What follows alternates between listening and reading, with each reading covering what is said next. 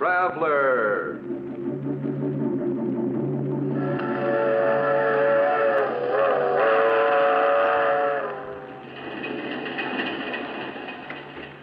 This is the mysterious traveler, inviting you to join him on another journey into the realm of the strange and terrifying.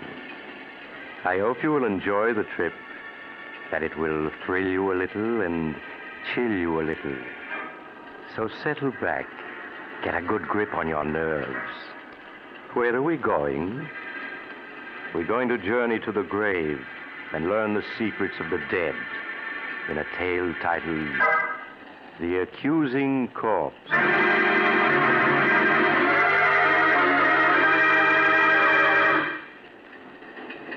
Some years ago, when I was a county coroner, I was called in on a most interesting case.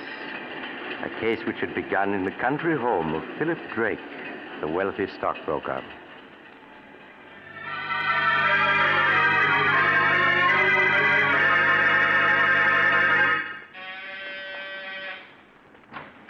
Roger, thank goodness you were able to get here in time. I left town right after I received your call. What's wrong, Philip? You sounded so upset over the phone. It's Vivian. She's upstairs in her room packing. She says she's leaving me. Leaving you? Why? She seems to feel our marriage has been a mistake. Roger, won't you speak to her? Persuade her to stay. After all, she is your sister. I'm afraid, Philip, that Vivian and I have never been as close as sister and brother should be. She's always been wild and spoiled. Perhaps, Philip, it would be better if you were to let her go. No, I couldn't do that. I love her, Roger. I wouldn't want to live without her. Won't you please try to persuade her to stay? All right, Philip. I'll do my best. But I must warn you, I haven't much influence over her. Philip, I'm all packed and ready to... Why, Roger, darling, what a surprise. What are you doing here? Vivian, Philip has told me. Now, surely you can't be serious. You know how he loves you, everything he's done to make you happy. Now, Roger, you aren't going to start on that, are you? Someday, Vivian, you'll get just what you deserve for walking over people, breaking their hearts. Every time I think of you being my sister, I feel Roger, like please. Would you mind waiting in the other room? I'd like to speak to Vivian alone. Oh, all right, Philip. But call me when you want me. Really, Philip. No matter what you have to say, you're just wasting your time. Oh, Vivian, how can you do this to me? You know I love you, that I'd do anything to make you happy. That's sweet of you, dear. Would you mind lending me your car to get to town? If you leave me, Vivian, you won't get a cent. Not a cent, do you hear? Really? Did you ever stop to think, Philip, that there might be another man with more money than you? Another man? Oh, no, there couldn't be. And why not? But we've only been married 3 months. There couldn't be anyone in that time. Oh, but there was. Oh, Vivian, in spite of what you've done, I'm willing to forgive you and start over with you. But, darling, I don't want you to forgive me. I want you to forget me. Vivian, you can't do this to me. I love you. I won't let you go. I really must be saying goodbye now. He's waiting for me in town, and I don't want to be late. If I can't have you, no one else will, do you hear? Oh, really, Philip, you're being ridiculous. I must go. No. Philip, what are you doing? A gun. Yes, Vivian, a gun. I told you if I couldn't have you, no one else would. Oh, Philip, you're insane. Put that gun down. If you don't change your mind about leaving, I'll kill you. Even with that gun, you can't keep me. Do you hear? I'd sooner die than go on living with you. I'm going. And you're not going to stop. Oh, you shot. Vivian. Philip, what happened? I thought I heard... Vivian. Roger, is she dead? Yes. Philip, do you know what this may mean? Life imprisonment, perhaps. Even the electric chair. I know. Nothing seems to matter now. But you simply can't throw your life away like that, Philip. Oh, even if Vivian was my sister, I don't mind telling you that I always felt you were far too good for her. She didn't deserve to be your wife. Oh, please, Roger. Now, look, Philip, if we were to get rid of the body, who could possibly know that she didn't leave here tonight as she'd planned? No, it wouldn't work, Roger. You can't get away with murder. That's nonsense, Philip. Now, if we were to bury her in the woods, no one would ever find the body. Bury her in the woods? I couldn't do that. Then I'll do it. You can wait here till I return. But, Roger, what if... Philip, you must let me handle this. You'd better give me the gun. All right, Roger. You are. Good. Now, you wait here while I get rid of the body.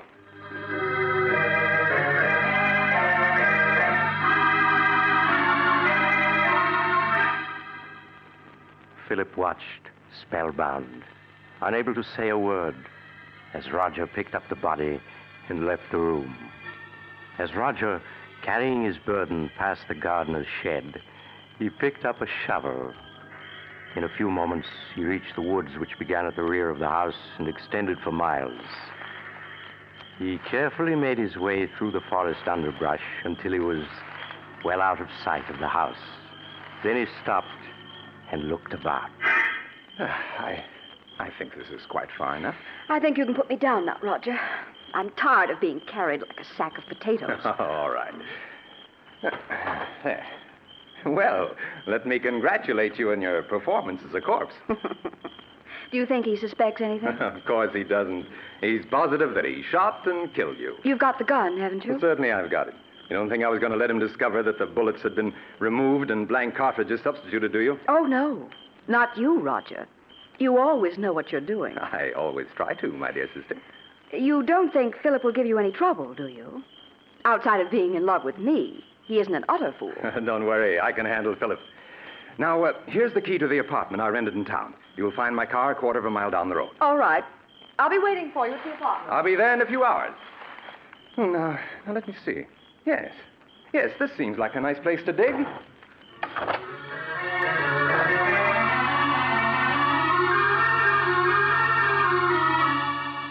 The next morning, Roger called on Philip at his office. With a calculating glance, he noted that Philip's eyes were bloodshot, that his hand trembled as the two shook hands. How are you, Philip? I couldn't sleep at all last night. I kept thinking of Vivian. And what if her disappearance is noticed? People begin asking questions. Now, all you have to do is tell them that Vivian left you and you don't know where she is. Or things like that happen every day. You've been very helpful to me, Roger. If ever I get a chance to repay you for it, rest assured I will. That's very good of you, Philip. Truth of the matter is, you could do me a favor if you would. Of course. What is it? Well, I'm in the midst of a business deal, and I find myself a little short of capital. If you could lend me some money, I'd appreciate it. Oh, certainly, Roger. How much do you need? 20,000. 20,000. That's quite a lot. Naturally, Philip, if you feel you can't lend it to me, I'll go to a bank and try to borrow It isn't that I can't lend it to you, Roger. It's just that the amount surprised me. Shall I make the check out to you? Yes, if you please. All right. I can't tell you how much I appreciate this, Philip.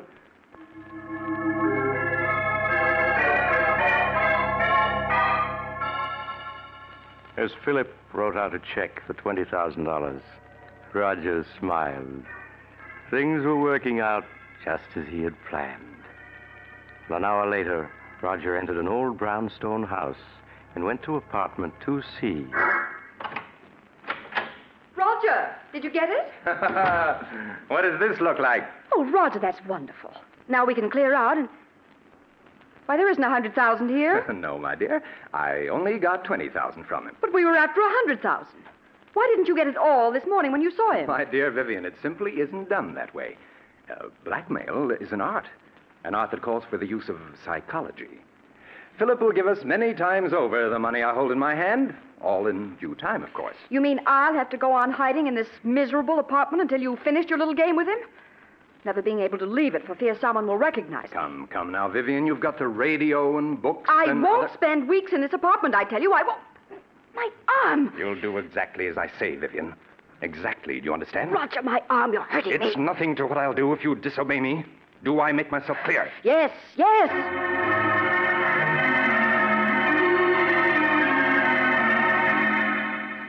A week passed. A week in which Roger patiently bided his time. For time, he knew, was working on his side against Philip. Then one morning he called on Philip at his office. Good morning, Philip. How are you? How do you expect me to be? This past week I've been able to think of nothing but Vivian and what happened that night. Philip, you must stop brooding over it. Whatever happened was her fault, not yours. Yes, you're right. Perhaps what I need is a vacation. Yes, of course. A trip would do you a world of good. And if I could afford it, I'd go along with you. You mean you haven't any money? I'm afraid not, Philip. That's what I've come to see you about. I must have $40,000 at once. 40,000? Yes, I know it's a good deal of money, Philip, but without it, I'll be ruined. Well, naturally, I want to help you, Roger, but 40,000? If I don't get the 40,000, Philip, it may mean prison for me. Now, you wouldn't want to see that happen, would you? Well, of course not, Roger, but... After all, Philip, I saved you from prison. In fact, I made myself an accomplice to Vivian's murder by not turning you over to the police. Well, yes, I know, Now, but... you could hardly expect me to remain loyal to you if you weren't willing to help me, could you? I see. It seems I haven't any choice. Very well, Roger. I'll write you out a check.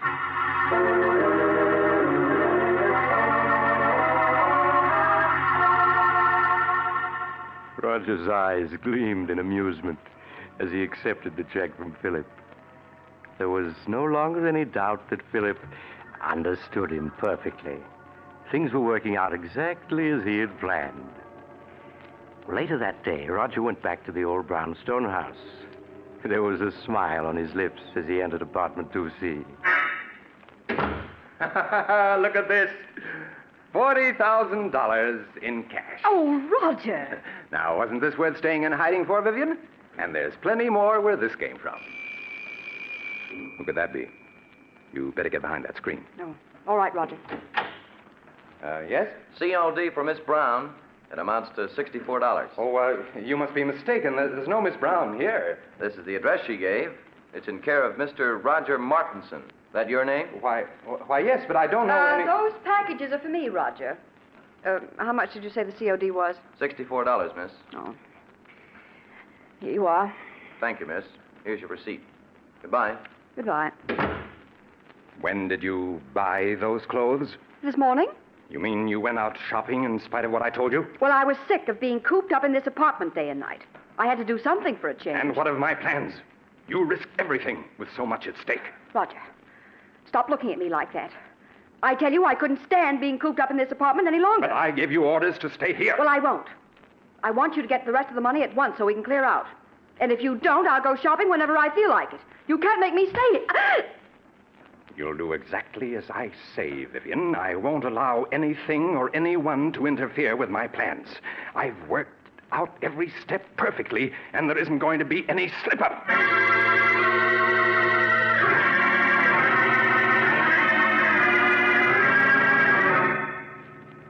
Another week passed, a week in which Roger made no effort to see Philip. Then early one evening, he got into his car and drove out of the city to Philip's home in the country. Oh, it's you, Roger. Come in. Good evening, Philip. Oh, where are the servants? This is their night off. Oh. You're not looking well at all, Philip. You shouldn't remain in this house by yourself. What difference does it make where I am? Wherever I go, the memory of that night follows. It's hard to believe that it was only 2 weeks ago tonight that I killed her. 2 weeks ago tonight. Why, so it was. Oh, by the way, Philip, do you think you might possibly lend me $60,000? 60,000? You can't be serious. Oh, but I am. But I lent you that much already. Yes, I know, but I must have more. No. I won't give you another cent. You blackmailed me enough. Blackmail is a harsh word, Philip. What else can you call it? Now, you're just as hard and grasping as Vivian was. Yes, but you must remember I'm alive and she isn't. I suppose you're glad she's dead. In life, she was worth nothing to you. In death, you're able to get $60,000 for her. In death? How do I know she is dead? But don't be foolish, Philip. You saw her lying on the floor in this very room. Yes.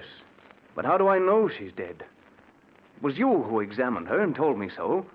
And you buried the body by yourself. Well, I just wanted to spare you, Philip. Just exactly where did you bury Vivian? As a matter of fact, how do I know the whole affair isn't staged for my special benefit, so that you can extort money from me? Oh, surely you don't believe that, Philip. Why, you shot her with your own gun. Yes. And you took the gun away from me immediately after the shooting. Suddenly, that whole affair is becoming very clear to me. I tell you, she's dead, Philip, and buried out in the woods. Then I want to see the grave and the body you say is in it. But this is ridiculous. I won't go searching for a grave in the middle of the night. You shouldn't have to search for it, Roger. Not if you really dug one. Come along. We can pick up a shovel at the tool shed. I won't do it. I won't do it. I said come along, Roger. Oh, Very well. But I'm not certain I'll be able to find the grave. After all, the woods is fairly large, and it's been 2 weeks since I buried her. That's all right, Roger. We'll stay out there until you do find her.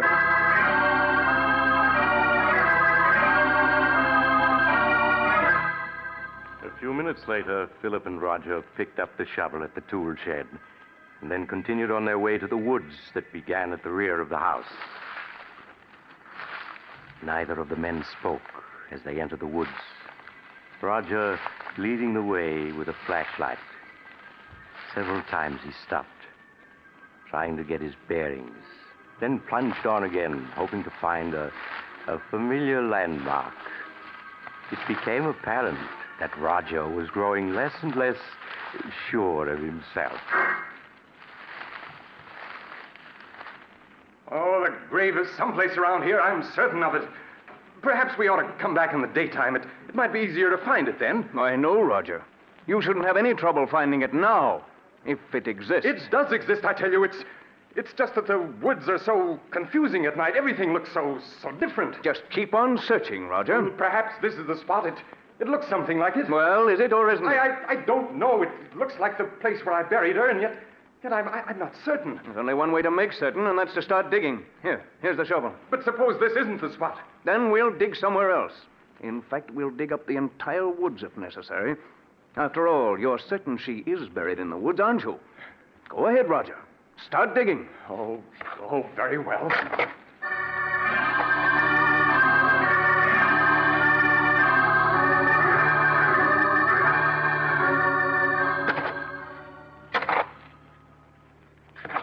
Well, Roger, you've been digging for 20 minutes now, and you haven't uncovered a body. Philip, I told you I wasn't sure this was the spot where I buried her. You're a great actor, Roger. But I'm afraid this time you've overplayed your role. What do you mean? Vivian isn't dead, and there's no use your pretending she is. Everything that's happened was part of a scheme the two of you planned to extort money from me. I tell you she is dead. Then where's the body? I thought this was the spot, but I must be mistaken. I'm sure I didn't bury her any deeper than this, but if I... Philip, turn the flashlight this way. What is it? Look. Do you see what I've uncovered? A hand. Yes. This is the spot where I buried her, Philip. Just a few more shovelfuls and I'll have her uncovered. No. Oh, it can't be. There. There you are, Philip. Of course, she's been in the ground for 2 weeks, but I think you can easily recognize that it's Vivian. Yes. It's Vivian. And look, Philip, here's the bullet hole under her heart. The bullet hole that you made.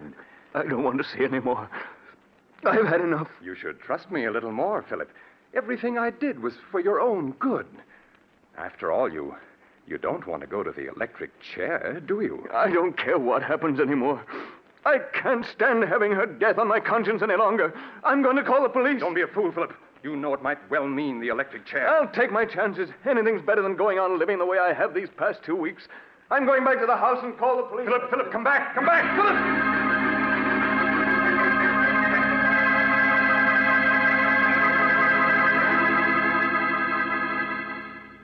Operator! Philip, wait! Wait, don't do anything foolish.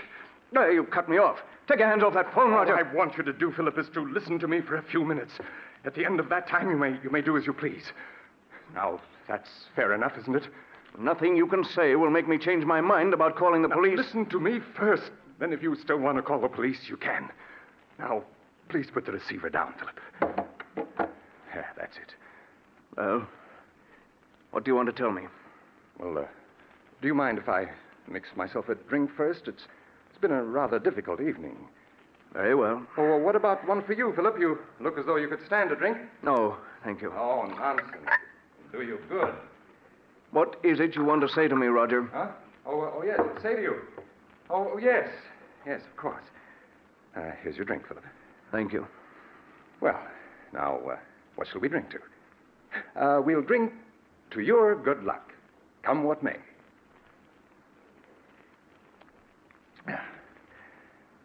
There. I feel a good deal better. All right. Now that we've had our drinks, what have you got to say? Oh, yes. What I wanted to say was I never let anything interfere with my plans, Philip. What do you mean by that? Simply that I can't allow you to go to the police, and therefore you shan't. It would spoil my plans. Oh, it would it? Well, I'd like to see you stop me. I have, Philip. In a very little while, in fact, in just a few seconds, you'll be dead. Dead? What are you saying? Yes, Philip. The drink I mixed for you was poisoned. Poison? Aren't you finding that it's becoming difficult to breathe? Oh, no. You couldn't have. My throat. It burns. Yes, I know, Philip, but it'll all be over in a matter of seconds. Now, I see it all. You murdered her. Yes, Philip. Just a week ago tonight, she died according to plan.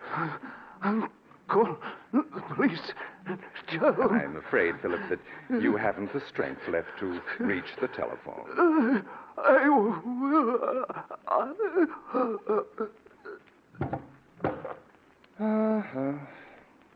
I'm afraid you and Vivian never had a chance, Philip.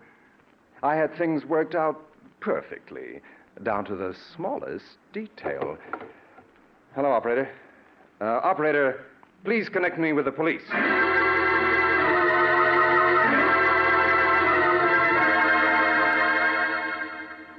It was at this point that I was called into the case. Inspector Carlton called me an hour after Roger Martinson had phoned the police. When I arrived at the Drake mansion, I examined the body of Vivian Drake, then that of her husband, Philip. When I had finished my examination, I entered the library, where Inspector Carlton was questioning Roger Martinson. Hello, Doc. Oh, Doc, this is Roger Martinson. Mr. Martinson, this is Dr. Smith, the county coroner. How do you do? Hello. I'll be with you in a few minutes, Doc. Just stick around. Now, Mr. Martinson, you were telling me how you came to this house 2 weeks ago tonight to see your sister and found that she was gone. Yes. Yes, my brother-in-law, Philip, told me that she'd gone on a vacation. Now, I thought it strange at the time that she should have gone away without saying goodbye to me, as we were always very close. But days passed, and I didn't hear from her. Tell me, was it like your sister to go away and not write? No, it wasn't, and that's what worried me so. These past 2 weeks, Philip kept putting me off when I inquired about Vivian's whereabouts. Well, tonight I couldn't stand it any longer. And I came to this house to have it out with him. What did your brother-in-law say when he saw you? Well, he was quite agitated at my unexpected arrival. When I couldn't get any satisfaction out of him regarding Vivian, I threatened to go to the police. Then he broke down and confessed that he murdered Vivian. When did he murder her? He told me that he'd done it 2 weeks ago tonight. Why, that was the very night I'd come here to see Vivian, and he told me that she'd left for a vacation. I see. Go on. Well, naturally, when he told me he'd murdered her, I was aghast. He led me to the woods and showed me the grave. We returned to the house, and before I knew what had happened, Philip had taken poison. Then I called the police.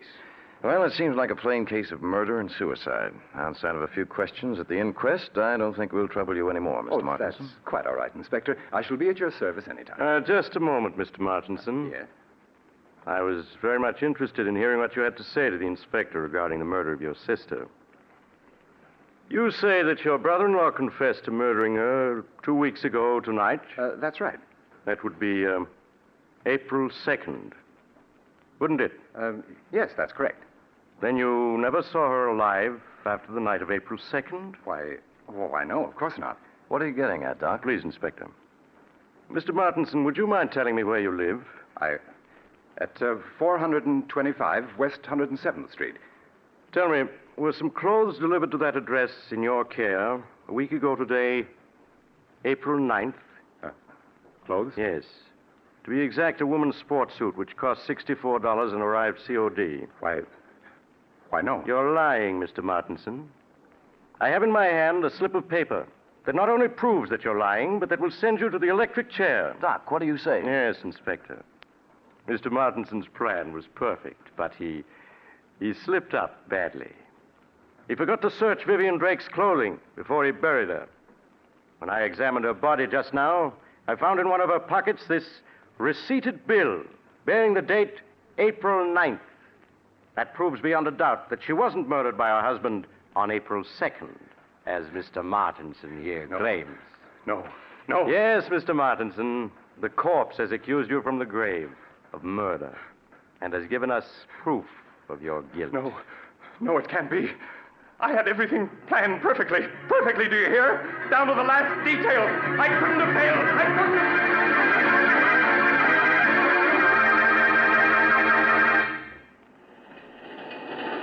This is the mysterious traveler again.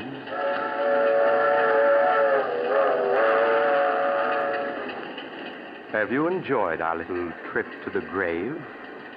Poor Roger. What a pity.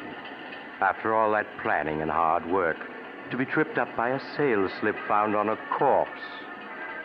It just goes to prove that you have to be more careful when you're burying people you've murdered. Now, I recall another case where a woman drugged her husband and... Oh, you're getting off at the next stop. I'm sorry. I hope you'll join me again soon. But if you do, please remember this. Next Sunday, I shall take a train that leaves at 3:30 p.m. Eastern War Time. Don't forget, Sunday afternoon at 3:30.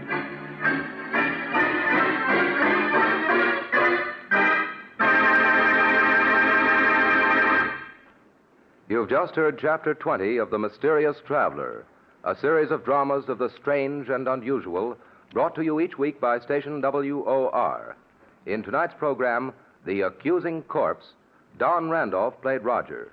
Also featured were Maurice Tarplin and Philip Clark. The Mysterious Traveler, written by Bob Arthur and David Cogan, is directed by Jock McGregor. Original music was played by Doc Whipple.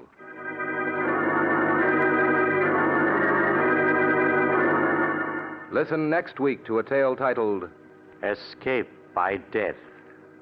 Another Tale of the Mysterious Traveler.